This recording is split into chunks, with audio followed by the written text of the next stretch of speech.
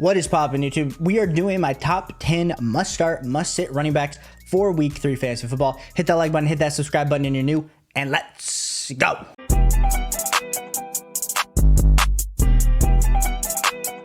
Our first start player that you must start this week is going to be Miles Sanders. Now, in my tier video, Miles Sanders was a little bit lower than he's been the last few weeks, and that is not due to Miles Sanders. That is due to the Carolina Panthers offense with Bryce Young. When you have Adam Thielen running as your wide receiver 1, banking on him winning all the routes for you week in and week out, it just isn't great, especially when last week only had 7.7 fantasy points in PPR. Week before that only had 11.80. But he is going up against the Seattle Seahawks, and as much as we like to think that the Seattle Seahawks defense has been absolutely insane the last few seasons, this year they have given up the most fantasy points to running backs currently this season. In week 1, of course, we saw Kyron Williams put up 15 carries for 52 yards, 2 total touchdowns. Cam Akers, as much as Cam Akers has been kind of a no-show, 22 carries for 29 yards and 1 touchdown. So we saw elite level fantasy production being put up against the Seattle Seahawks. So as we just consider Miles Sanders this week, Miles Sanders is a must start. I think it's a really great matchup, and we just need to see him get more of the touches, especially that third down work. This last week was able to show a little bit more receiving work. If he can just kind of put all 3 facets of the early down work with the receiving work with that touchdown upside together, we're talking about Miles Sanders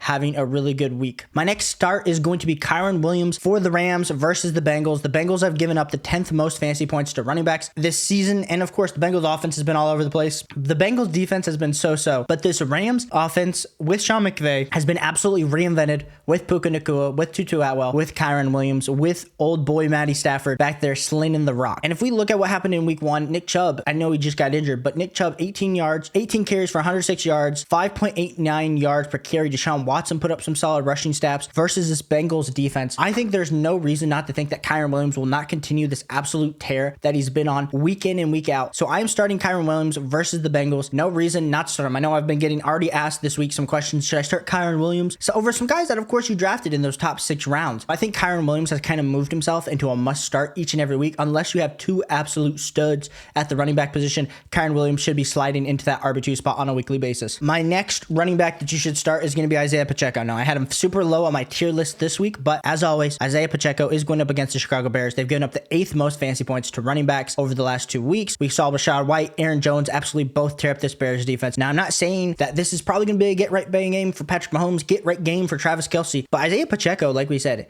has that touchdown upside, has that receiving upside each and every week. And we've been talking about him as an absolute bell cow going into the season. Only put up 9.4 fantasy points in week 1, 8 fantasy points in week 2. So it hasn't been absolutely great for him. Only 12 rushing attempts in those first 2 weeks. So we'd love to see him get closer to 15. If Patrick Mahomes and the Chiefs can get up early on the Chicago Bears, I think this is going to be a great start here for my man, Isaiah Pacheco. My next must start running back for week 3 is going to be Joe Mixon. I know we just talked about Kyron Williams and how Kyron Williams has kind of almost become a must start. We're looking at Joe Mixon, and the Bengals offense has been absolutely terrible week in and week out. 11.9 fantasy points is what he's averaging on the 2 weeks combined. Of course, the Bengals offense hasn't looked good, but the fact that Joe Mixon is even averaging 11 fantasy points is just absolutely insane considering what we've seen the last 2 weeks out of this offense. Now, we don't necessarily know if Joe Burrow is going to be playing because he re-aggravated that injury, so of course, we're a little bit hesitant on these wide receivers. We do think Jamar Chase is going to be a good buy low candidate, but Jamar Chase, T. Higgins, if Joe Burrow doesn't play, doesn't feel like a great start. But Joe Mixon, either way, they're going to have to be handing the ball off to Joe Mixon versus the Los Angeles Rams. They're projected right now to be favored by 7+ points. So we do like Joe Mixon as a start this week. So definitely go start Joe Mixon. He's my RB7 on the week. I think he's a must start. We move on to our next must start player this week. It's going to be James Cook. James Cook was a must start for us last week. He's also a must start for us this week. Going up against the Washington Commanders, they are 7+ point favorites.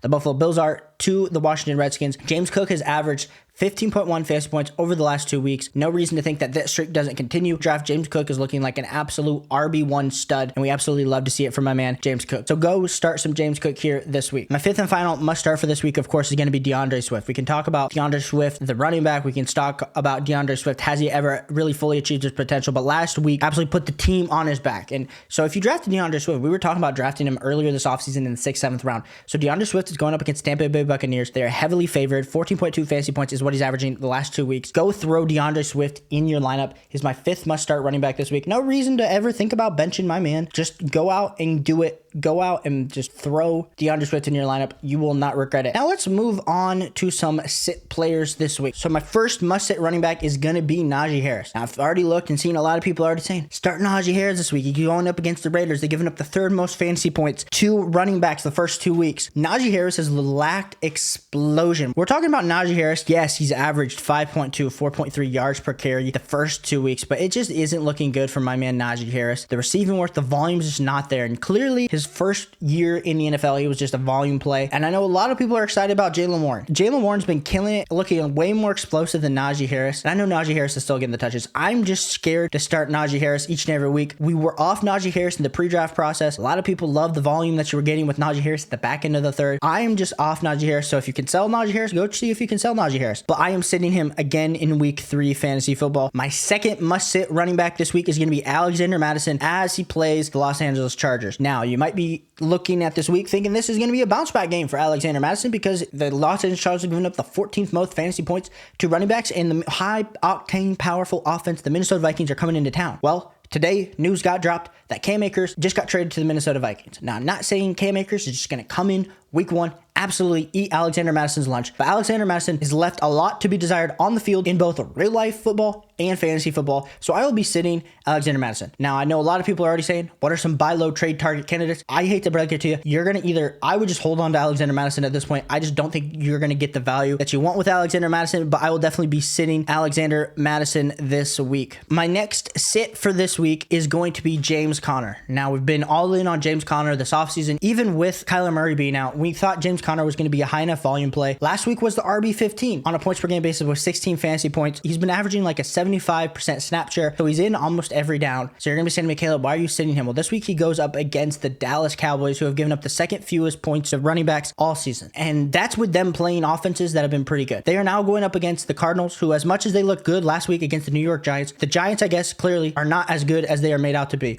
So we need to take into consideration the fact that the Cowboys are coming out for blood. Micah Parsons, they're going to be blitzing all over the place because Josh Dobbs is not that good of a quarterback. And James Conner, I would imagine James Conner still gets 9, 10 fantasy points this week. But for me, I think there's going to be better options. The running back landscape is absolutely dire right now, so you might have to start James Conner. But I will be sitting him if I have the choice. I don't like James Conner this week. My next sit him this week is going to be Dameon Pierce. And we've been on the Dameon Pierce bell cow status type hype train. And the time for that is to stop is right now. So he's my third must-sit player this week. Going against the Jacksonville Jaguars, they're giving up the third fewest fantasy points. He's kind of been getting it. He's like, he goes in, he's like the third down back, but he's not the full bell cow, or gets it on early down work, and then he's not getting the receptions. It's just been mind-boggling to me with Dameon Pierce because he's clearly the most explosive running back, but that's what happens when a Devin Singletary signs. It gets annoying in the backfield. CJ Stroud does look good as a quarterback, but Dameon Pierce this week I think is a must-sit because, like you said, we haven't seen the upside, we haven't seen the touchdowns, and if he's not able to get the carries and or the touchdowns, he's just not going to be startable on a week-to-week basis. So I will be sitting Dameon Pierce this week. My next sit, and I think this is going to be a bold one, is Zach Moss. Now, I know you went out and got Zach Moss because he played in 97% of the snaps last week for the Indianapolis Colts. You're saying, you know what, Anthony Richardson's out, Gardner Minshew's in. Based on last year, when we think of that Chargers game at the end of the season during the fantasy football playoffs, they handed the ball off to Zach Moss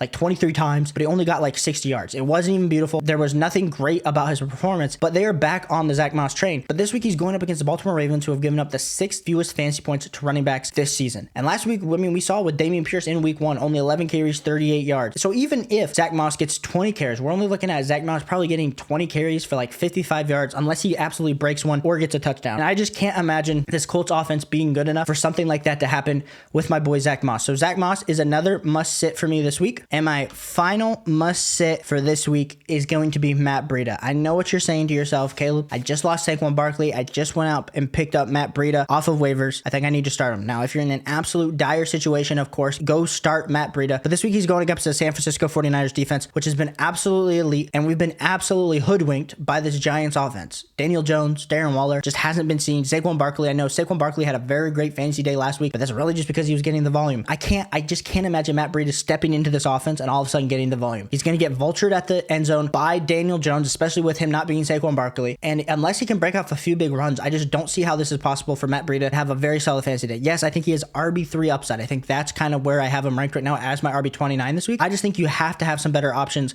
on your board. And so if you haven't already, go check out my video yesterday where I talked about my top 30 running backs, just so you can see if you have Matt Breida, who you would start over him. But I appreciate everyone for tuning in this video with these must-start, must-sit running backs for week 3 fantasy football. Hit that like button, hit that subscribe button, and we'll be back again with another video tomorrow.